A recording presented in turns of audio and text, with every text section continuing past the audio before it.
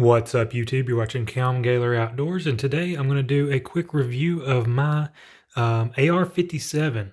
So the way that you get this gun is you just buy an AR15 lower, and then you have to get the AR57 upper. You just put it onto there. It's really easy. So this is a ULT is the brand. It's kind of weird. When I bought it from Palmetto State Armory. It was listed as the Panzer Arms AR57 upper. When I got it, it says ULT on it, probably the same company or something. But now if you go on the Palmetto's website, it actually is listed as the ULT AR57. So whatever, it doesn't matter to me. But anyways, so what an AR57 is, or an AR57, however you want to call it, it is basically an AR-15 that shoots the 5.7 by 28 round, and it takes the FNP90's magazine. So you got a 50 round magazine at the top of the rifle. So it's really cool. I like it a lot because I have a 5.7 pistol. So that way I can just stock up on one round and I can have a nice round for my rifle and my pistol. I don't have to worry about buying a bunch of different types of ammunition. The gun is kind of popular from a video game. I think it's Call of Duty. I've never played that particular one, but I think on there it's called the FSS Hurricane or something. But it's the same thing. It's just like a copy of the real gun. But anyways, so what I have going on is I have a Palmetto State Armory AR-15 lower, the PA-15 lower. Has like Magpul furniture. And then I have my ULT AR-57 upper. I'll get you a view of this. I'm doing everything one-handed because I'm doing this with a cell phone. But there's a view of this side. We'll flip it around. The chamber's clear, but the magazine is loaded. I'm going to take the magazine off of the gun in here in just a second. But there you go. So this is the charging handle. So normally on an AR-15, it's back here, and you kind of grab and pull back. That's how you would charge it. On this gun, it's on the right side, kind of like an AK. You grab it, it flips open, you pull it back. I can't do this. For one, the magazine's loaded, it would put a bullet in the chamber, and two, it would be too tough with this one-handed thing. But when you're holding it, it's no big deal. You just rack it back. It basically pulls a bullet from up here, puts it down in the ear, puts it in the chamber. You shoot it, the empty case goes back in here, and it comes out the bottom of the magazine well. So it ejects downward. You can see the bolt in there. So it actually ejects downward, which is really nice when you're cleaning up your brass that you just shoot, and you'll just have a pile of brass at your feet. It doesn't sling them across the yard or across the gun range or whatever.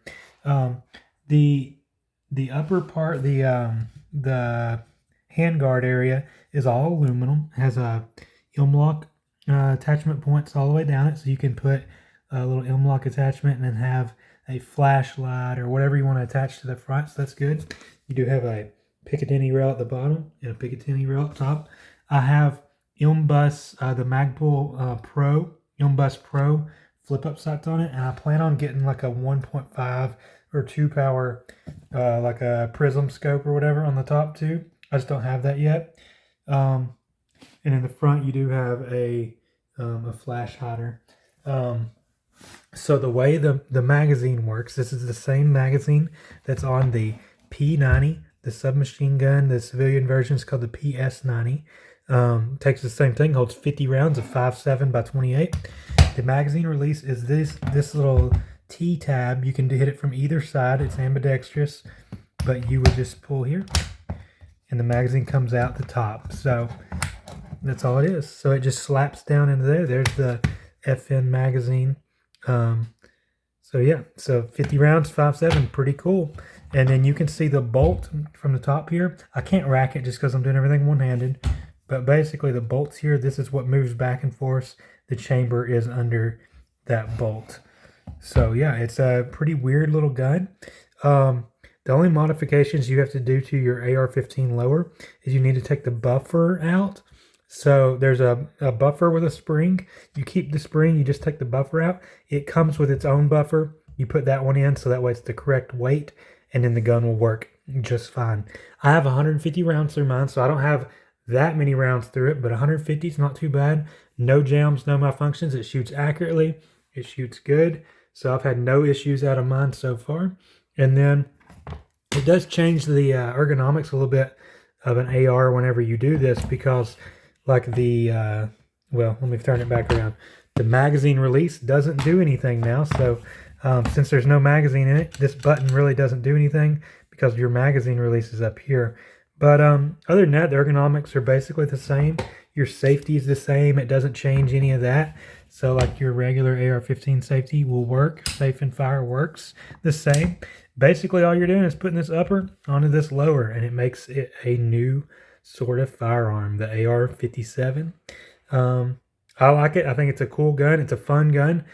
Personally, I have mine as a home defense gun. So if anybody like breaks in or anything, I've got 50 rounds of 5.7 to defend myself. And one of the main reasons I chose this rifle as sort of like my home defense gun is my main pistol that I use is the Rock 5.7, the Palmetto State Rock 5.7. I carry the gun fairly often, and I also have it in a home defense role. So I can share caliber basically between my go-to pistol and my go-to rifle. I don't do much long range shooting. You know, if somebody breaks in, it's not going to be long range. So the 5.7 is definitely going to be adequate, and then you have plenty of rounds to deal with that situation. But also, it's going to be a fun plinker. That's what I'm going to be doing mostly, is shooting metal plates in the backyard. So either way, it's going to be fun. I hope to have it a long time.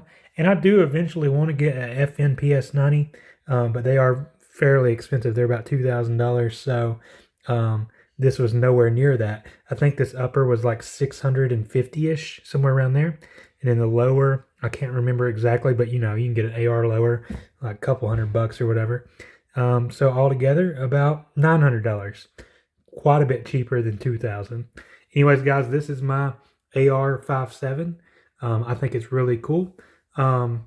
If you guys have any experience with yours, let me know. But so far, mine has been reliable. It seems well made. The only thing I don't particularly like is when you rack the bolt, when you rack this charging handle.